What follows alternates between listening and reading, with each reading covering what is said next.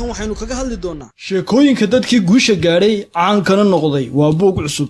markay noloshu mugdi kugu noqoto wax kastaana u dhaqaaqaan jihada qaldan waxa hubaalaha in rajadaadu lumi doonto aana dareemi doonto niyad jab waqtiga markaad ku jirto waxa laga yaabaa inaad asxaabtaada iyo qaraabadaada weydiisato caawimo isla markaana aad aragto iyagoo laftarkooda ku sii niyad jabinaya waa wax iska caan ah in saaxiibadaha kuu sheegi doonaan in noloshu tahay mid adag oo cadaalad ahayn iyagoo u malaynaya inay ku caawinayaan xagga dhab ahaan ay kuu sheegayaan inaad quusato isdhiibto isla markaana aad noqoto qof aan caawimo haysan iyagoon xataa dareensanayn inay sidan samaynayaan dadka ugu badan ee aad taqaanaa kugu caawin maayaan inaad ku istaagto cagahaaga aanad noqoto qofka aad rabto inaad noqoto taasina waa sababta ay tahay inaad u barato sheekooyinka dhiirigelinta leh ee dadkii guulaha gaadhay iyagoon u aaba yeelin una joojinin dibdhacyadii iyo caqabadihii ay waajiyeen noloshooda mar allaale marka dib u xasuusato sheekooyinkan dhiirigelinta leh waxaad awood yeelan doontaa inaad dib ugu kacdo cagahaaga dhaska iska tunto oo aad si dhiiranaan leh u waajahdo caqabadaha guusha ka hortaagan isla markaana aad urursato agabkaaga dagaalka ee nolosha bedesho xeeladii horena u socoto xataa adigoo si xun u guul daraystay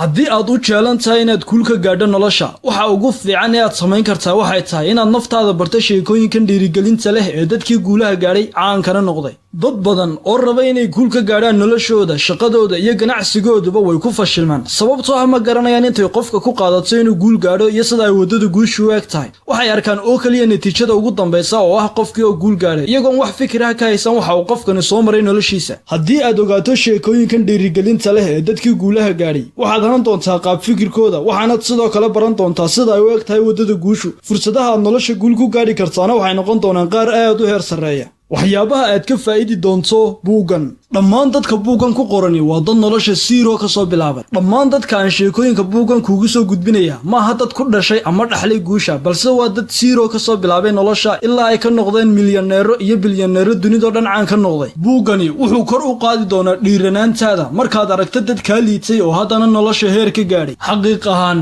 sheekooyinka guusha ee buuggan ku qoran looguma talagelin in qofku isku madadaaliyo balse waxaa loogu talagalay inay qofka ku riixaan kuna dhiirigeliyaan inuu ku guulaysto shaqadiisa ganacsigiisa iyo noloshiisaba sheeko kasta oo buuggan ku qoran waxaa ku lamaan casharada aad ka baran karto sheekada buuggan kuugu soo bandhigi maayo oo keliya sheekooyinka dadka guusha gaadhay balse sidoo kale sheeko kasta waxaan kuugu sheegi doonaa oo ku lamaan casharada qiimaha badan ee aad ka baran karto sheekada waxaad baran doontaa habkii ay u fikirayeen dadka guulaha gaadhay markaad akhrisato buuggan waxaad ogaan doontaa in dhammaan dadka guulaha gaadhay dhinac kastaba ha ahaatee ay u gaadheen sababo isku mid ah qaabka ay guusha u gaadheen iyo duruufaha ay waajeen haba kala duwanaatee habfikirka ay raacaan waa mid gebi ahaanba isku mid ah oo ku hogaamiye guul buugganna wuxuu kaa caawin doonaa inaad ogaato oo aad hanato qaabka ay u fikirayeen dhammaantood taasina waxay sare u qaadaysaa fursadaha aad guul ku gaadhi doonto sida aad ku heli karto buuggani waa PDF ama ebook kaasi oo aad si sahla ugu akhrisan karto moobilkaaga iyo kombiyuutarkaaga si fudud ayaanad ku heli kartaa meel kasta oo aad adduunyada ka joogto iyadoo lagugu soo dirayo emailkaaga WhatsAppkaaga ama Facebookkaaga qiimaha buuggu waa mid aad u jaban marka loo barbar dhigo xogta iyo faa'iidada ku qoran buuggan ee noloshaada